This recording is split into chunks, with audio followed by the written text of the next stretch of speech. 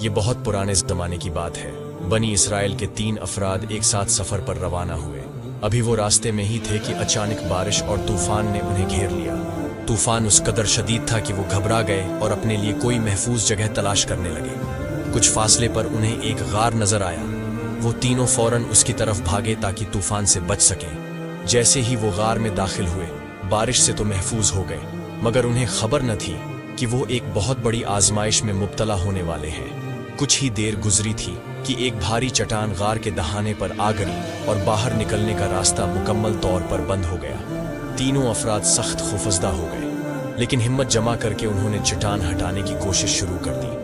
انہوں نے سر توڑ محنت کی، مگر چٹان اپنی جگہ سے بالکل بھی نہ ہلی۔ جب تمام کوششیں ناکام ہو گئیں تو وہ مایوس ہو کر بیٹھ گئے۔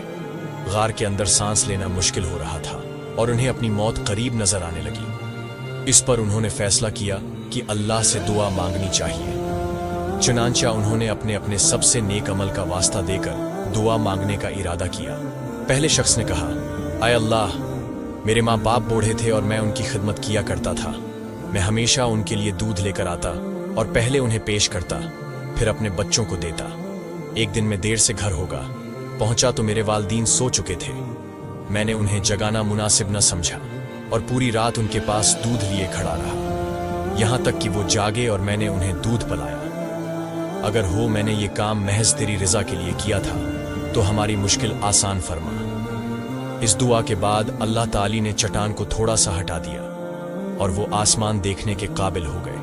دوسرے شخص نے کہا، اے اللہ، مجھے اپنی چچا زاد بہن سے شدید محبت تھی، مگر وہ مجھے پسند نہ کرتی تھی۔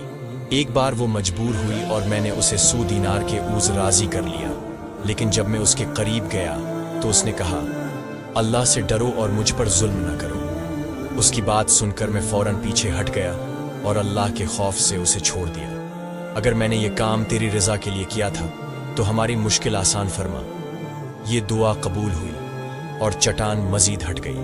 تیسرے شخص نے کہا، اے اللہ، میں نے ایک مزدور کو اجرت پر رکھا تھا۔ جب اس نے اپنا کام مکمل کر لیا تو میں نے اسے اس کا معاوضہ دینا چاہا، مگر وہ ناراض ہو کر چلا گیا۔ میں نے اس کی اجرت کو سرمایہ کاری میں لگایا اور اس سے ایک گائے اور چرواہا خرید لیا۔ ایک مدت بعد وہ مزدور واپس آیا اور اپنا حق مانگا۔ میں نے اسے گائے اور چرواہا پیش کر دیا۔ اس نے حیران ہو کر کہا، کیا تم مجھ سے مذاق کر رہے ہو؟ میں نے کہا، نہیں، یہ سب تمہارا ہے۔ اے اللہ، اگر میں نے یہ کام تیری رضا کے لیے کیا تھا تو ہماری مشکل آسان فرما۔ یہ دعا قبول ہوئی اور چٹان مکمل طور پر ہٹ گئی اور وہ تینوں بحفاظت باہر نکل آئے۔ یہ واقعہ ایک حدیث سے ماخوذ ہے جو ہمارے پیارے نبی صلی اللہ علیہ وآلہ وسلم نے صحابہ کرام کو سنایا تھا۔ اس سے ہمیں یہ سبق ملتا ہے کہ جو نیکیاں ہم خالص اللہ کی رضا کے لیے کرتے ہیں وہ کبھی رائیگاں نہیں جاتے۔